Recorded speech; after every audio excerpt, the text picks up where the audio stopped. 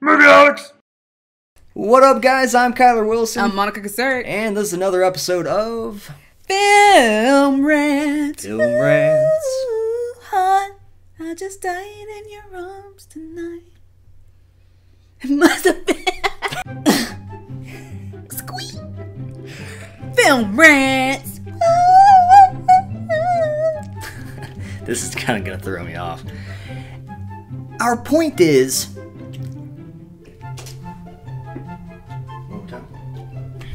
Mother Jones to handle these sort of situations. Yeah.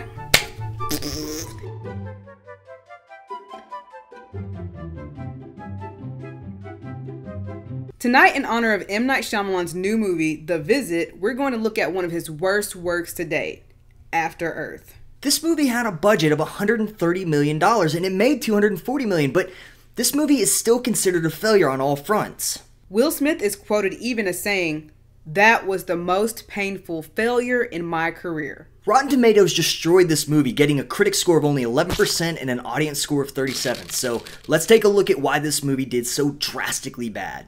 The movie opens up with this, a scene that we will literally see again in about 15 minutes. Then we get what feels like an eternity of narration explaining that we destroyed the planet and blah blah blah blah blah blah blah. Then we hear about how the aliens came to attack us with the perfect killing machines that are blind.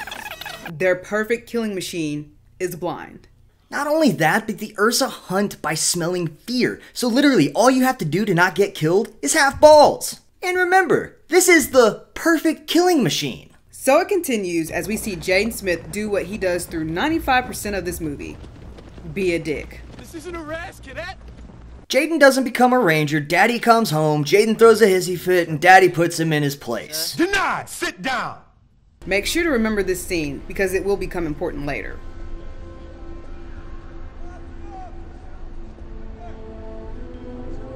So Will and Jaden go somewhere for something. Still not quite sure what. So Will Smith tells Jaden to go to sleep, and just like the rest of this movie, this little twat doesn't listen. And he wonders why he can't make Ranger. Jaden runs into this group of guys, and even knowing that he is their boss's son, they decide to screw with him anyway. Will Smith feels a disturbance in the force and starts getting everyone on alert. And then he tries to make a plucky little joke with all of the humor of a hockey puck. Just out of interest, sir. How often are you wrong? My wife would give a very interesting answer to that question.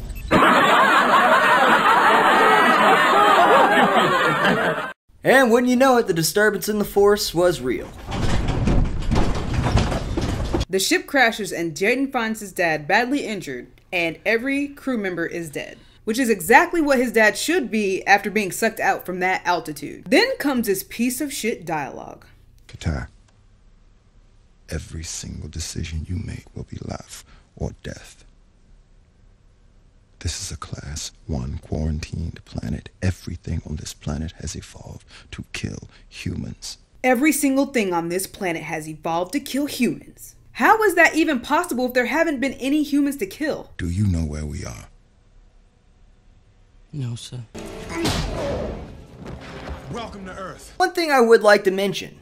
For some reason, up to this point, they made it a point to never say they were near Earth or even flying past Earth. The first time that they actually say they're on Earth is when Will Smith has to talk with Jaden about how they'll all die if he doesn't get to the tail of the ship and fire the distress beacon. Our point is, why did they keep that a secret? I mean, did they think that they were going to surprise people in the theater? I mean, Earth is in the title of the movie. And if you've seen even one preview, you'll know that this entire movie takes place on Earth anyway, so why the secrecy?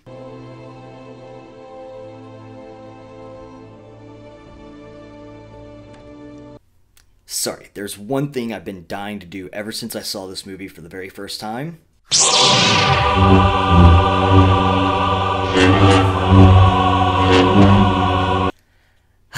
That's better.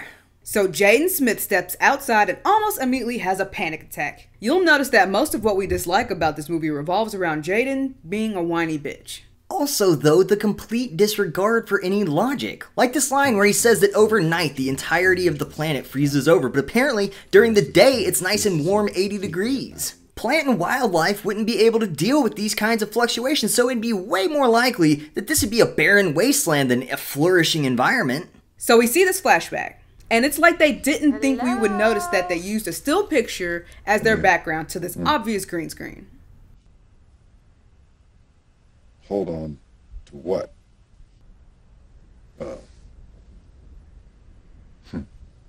So then Jaden Smith runs into his first sign of trouble, and wouldn't you know, he doesn't listen to his dad.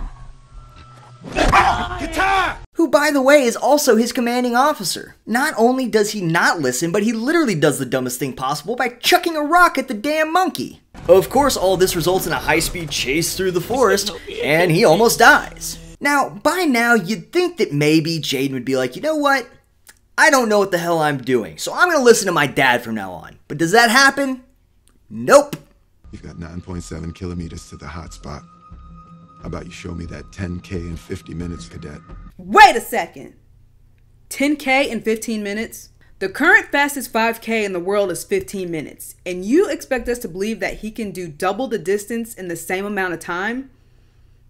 Give us a break. So the world starts to freeze, and Jaden lies about how many air packs that he has, and Will Smith talks about the first time that he ghosted. And lastly, Jaden goes to sleep with his hand-activated sword in his hand, pointed at his face. Again, this kid wonders why he can't be a ranger. So we find out that the Ursa is loose and killed the family of monkeys.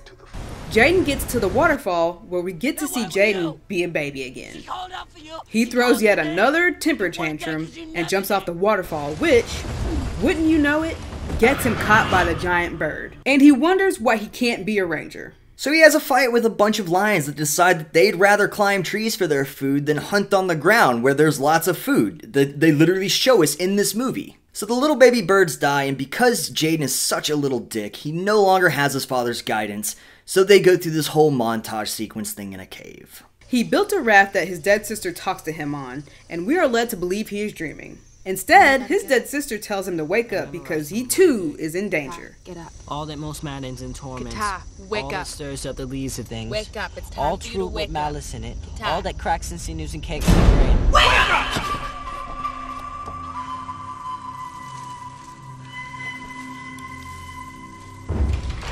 So was she really there then? So he doesn't make it to a hotspot to stay warm for the night. Luckily, this giant bird that supposedly evolved to kill humans has a heart and saves his life at the expense of its own, which is literally one of the dumbest things that I've ever seen. So he makes it to the tail section, barely, and pieces together that he needs to get to a high location where the beacon will work to call for help.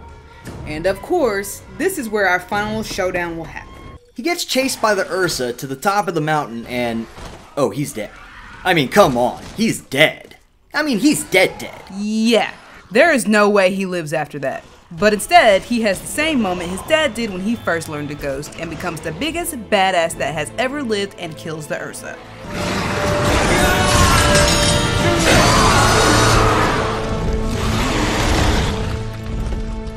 So he fires the beacon and they all get saved. Now, you remember the scene at the beginning of this with the guy with no leg? Well, here's why that scene existed.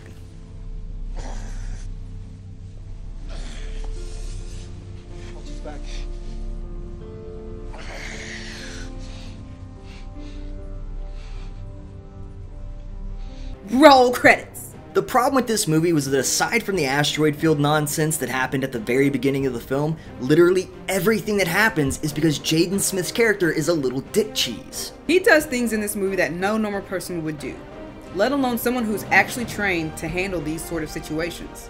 And we all thought that Will Smith would be the saving grace, but he brought as much charisma to this role as a chia pet. Perhaps the biggest disappointment is Will Smith actually turned down being the lead in Django Unchained, which we both think he would have killed. So it's hard to tell exactly what happened here. I mean, whether M. Night dropped the ball, or Will Smith dropped the ball, or if everybody dropped the ball. Once the movie is over and we think back about it, we are left with environments that don't really feel real. So much was CG, it was hard to stomach sometimes. We're also left with some pretty bad acting that's due in part to this really terrible accent that everybody had to adopt. It was as if they were trying to make it more real, but in doing so they made it less real. In trying to overachieve, you underachieved. Add all that to the absence of a real villain, and at the end of the movie we're left feeling used. I can confidently say that if you have not watched this at this point, you're safe to skip it. That's all we got, guys. What'd you think of this episode of Film Rants? Make sure to let us know in the comments section below, and make sure to hit us up on Facebook, Twitter, Instagram, and SoundCloud. And if you haven't, make sure to check us out at movieholics.net. Bing bang boom, what'd you think of After Earth?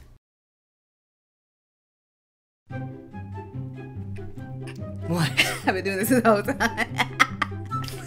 This is fucking me up so bad. Your beard's so perfectly manicured right now. Recording.